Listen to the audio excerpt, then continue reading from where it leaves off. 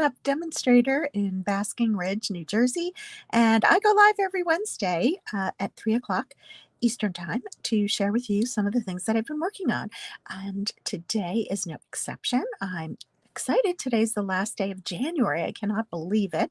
And I'm going to be using my absolute favorite celebration offering, which is the Flight and Airy designer series paper, and we're going to make a fun cold fold card. So let's go ahead and get started. Hop on over to my desktop over here, and here we go. So here is the card that we're going to create today. It is a fun fold. Check out how it works. It has a belly band. You all know how much I love belly bands. And well, we can open it up and write our messages on the inside. Now, of course, this can be made into any, you could use any sentiment on this to make it any kind of a card, and it is special no matter what you decide to do with it. So really, it's not hard to get the belly band on. I just can't see what I'm doing, really. So here we go. Let's see. So as I put it on, you'll see how it closes. And you'll see that we are using 3 of the different designs of the Flight and Airy designer series paper. Let's take a look at that. That is on page 6 of the celebration catalog. And you see how it has 6 designs. And I am telling you, I love each and every one of them. I can't believe it. And I do have several packs, I will admit that. And I'm not ashamed of that. So anyway, so that's the designer series paper, and I'm going to share with you how to make this. So we are going to start with a sheet of 11 inch 11 inches of Lost Lagoon cardstock. So it's 11 by 5.5.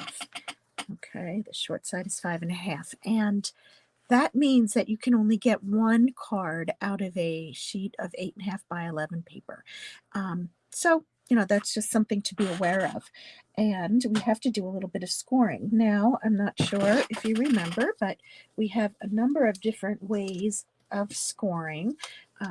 The easiest way to score is to use our Stampin' Up's scoreboard, which looks like this. And what we're going to do is we're going to place it into the scoreboard, and I have to sit really funny in order to be able to do this. You can see I've already done my score lines, but I'm going to show you. We're scoring at 1 1/4 and then 3 3/8 on the long side. Then we are taking it and turning it around and doing it the same thing on the other side.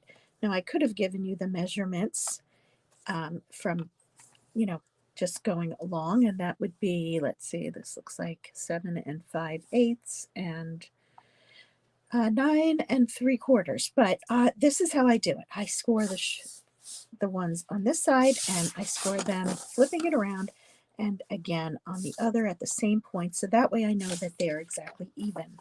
I can't make any mistakes. Okay, so the easiest way to do this is with your scoreboard, if you have one. If you don't, your paper trimmer often has a scoring tool on it. The Stampin' Up! One definitely does.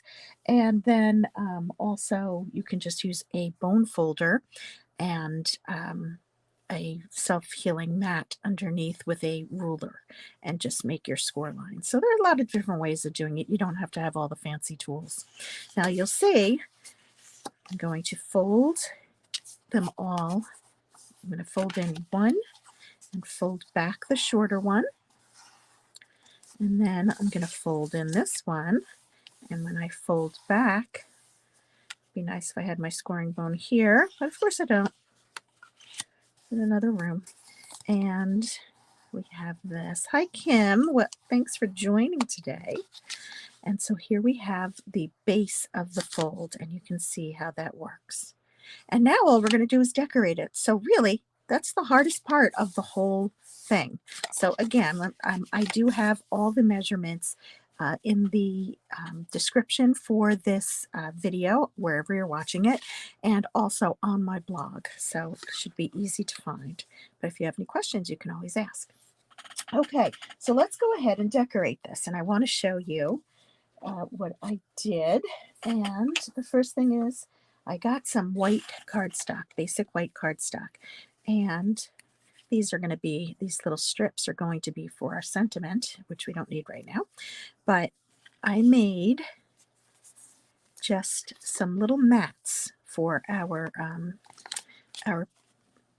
designer series paper pieces. You can see that these are matted. Now you can skip this part if you don't want to have all of that on there, but I do think that it really makes the designer series pop. Designer series papers pop when you use that. So that's what we're going to do. So these are just a little bit bigger. They're just 1/8 of an inch larger than the strips of designer series paper that I cut. So let's show you that. And I feel like be missing something. Okay, so we have, this is actually 3 different designs. Okay, so you see the back side, these look very similar, but what I did was I took one of the sheets, and this is one sheet. You can see this. What I did was I took a 2 3/8 of an inch punch. Hi Lois, thanks for joining. And I cut out a circle. So this is the biggest circle punch that we have, okay? And when we cut this out, when I punch this out, I get a circle that I didn't want to punch another one because I've already done some punching over here. So this is going to be the piece that I get. And I love that it's pretty, and you can see some of the pretty flowers. And then the other side is this. This I think might be my favorite sheet in the whole package, with these little pink flowers. I am a fan of pink, for those of you who may not know that. And so you can see that I use 2 sides of the same sheet of paper for 2 of the designs. And then the third design actually is this one. And I could have cut my circle out of this, and that might have been a better idea, because I could have centered it a little bit better. But I did use the reverse side, which has this wash, which is kind of boho blue. So very pretty. And also it's a lot less busy than everything else we have. So let's go ahead and assemble these.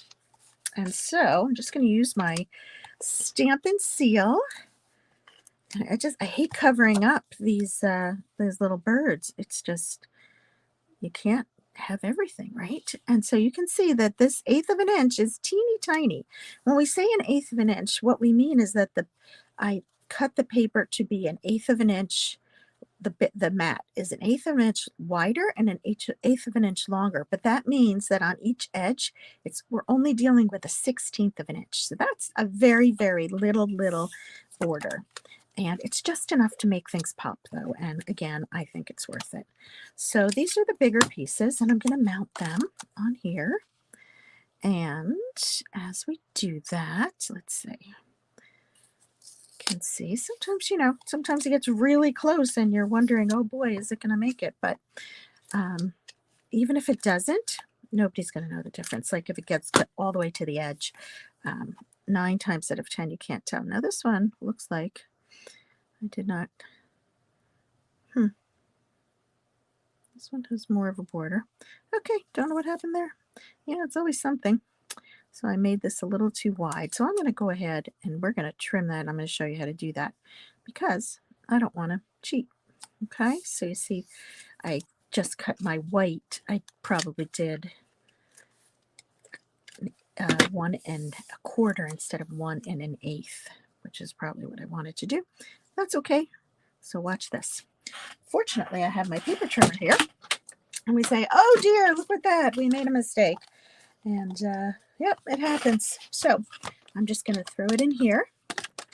Get out so here's my scoring blade if I wanted to do my scoring as I did before. But instead, we are just going to line this up at 1 1/8. That is what I did.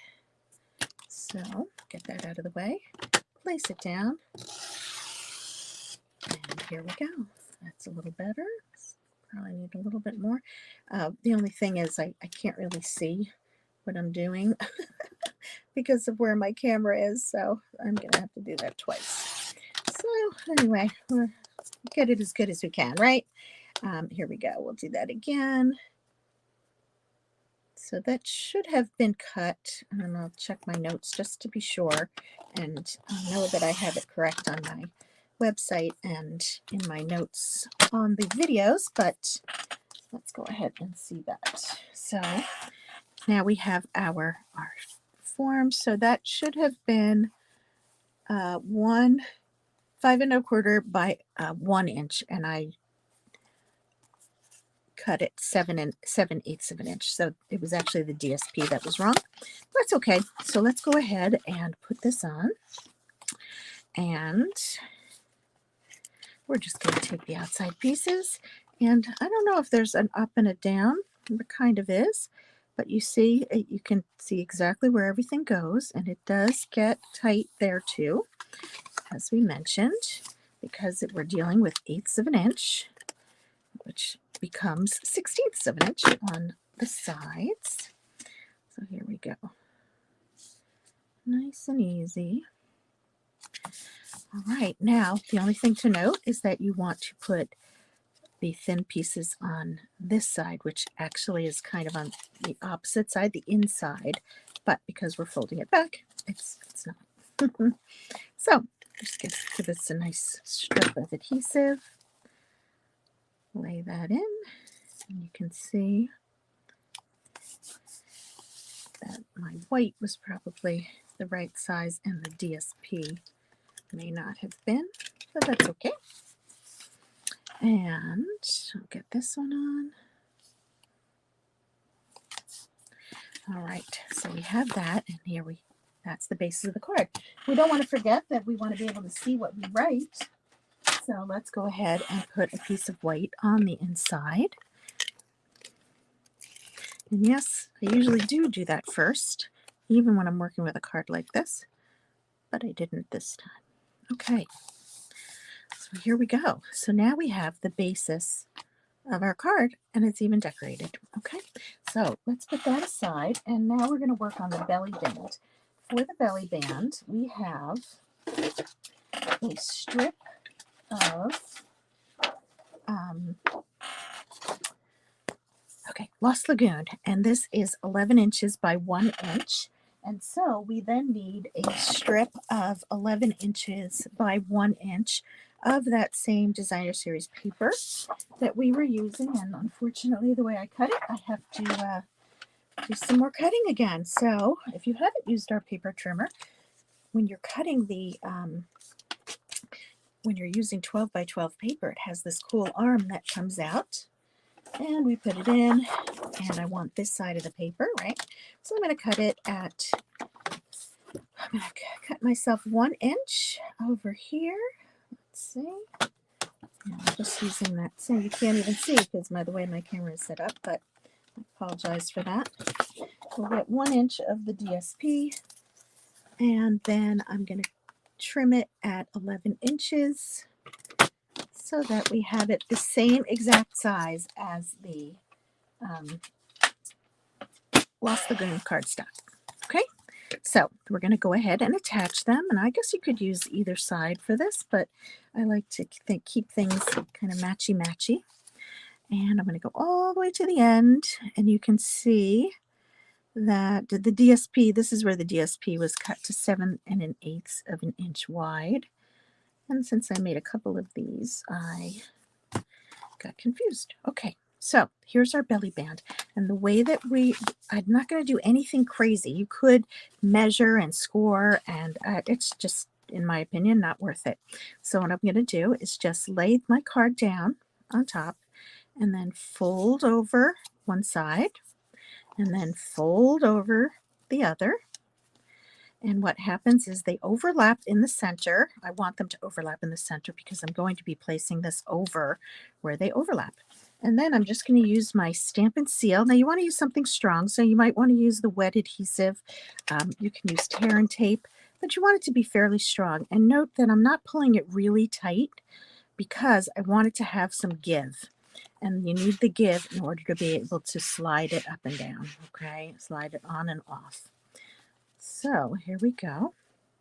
And then what I wanted to do, I felt like I didn't want this just sitting on top like that. It needed a little bit of a mat. So I took some Lost Lagoon cardstock, and then I used my Decal Circle dies, and I just actually lined up and saw which one was the proper size, and it just sticks out a little bit. I could have used a bigger one to have a uh, bigger border, but I decided not to, and I just went with the size that was just that little bit bigger, which kind of goes along with the rest of the card, which has just that 1/16 of an inch white pop to it. So here we go. I'm going to just lay that on. And then I'm going to attach this, making sure it's over where the overlap is. And the easiest way to do that is I'm going to use my dimensionals. I'm using the border of the dimensionals. You know, I'm always using my scraps because I use so many of these sheets in classes. And I'm just laying it down onto the belly band itself. I'm going to put that here. And the card is just about done. How easy was that? And I decided I needed to have some bling. Of course, you need to have some bling. So I'm pulling out, this is the festive pearls. Now, if you took my Christmas card classes, you all got a package of these. They come in red, this green, which I think looks a lot like Lost Lagoon. And then it has silver and gold. They're invisible here because I used them all up. But I think the green ones are perfect. So if you have any in your stash, and if you don't, I suggest getting these because they last a really nice long time, and I use them all the time. So obviously, because all the silver and gold are on. All right, so pop that on there, and there we have it. So that is a quick and easy fun fold. Got some layers of papers, and again, if you look for the proper dimensions, you'll find them in the descriptions. So let's see. So today is the 31st day of January, meaning that we only have the month of February left for celebration. So this paper is still available through celebration, and if you're interested in getting it, I suggest that you do, because at this point things will be as supplies last. Okay, so I don't know how much longer the paper will last, so I highly recommend it. And for those of you interested in taking another class, I have my Trucking Along class, bundle class. All you need to do is place an order for the Trucking Along bundle from my website, order a different bundle if you already have the Trucking Along, and let me know. And you can take the class for free. I'll send you all the supplies that you need for 5 cards using Trucking Along, and that class will be held via Zoom on February 21st. That's a Wednesday at 7 p.m. And you have to do that by today because I have to make sure I know how many cards I need to cut. Kathy and Sharon, thanks for joining. I'm glad you were here and got to watch it. And I think that's it for today. So thank you so much, and we'll see you the next time. Bye-bye.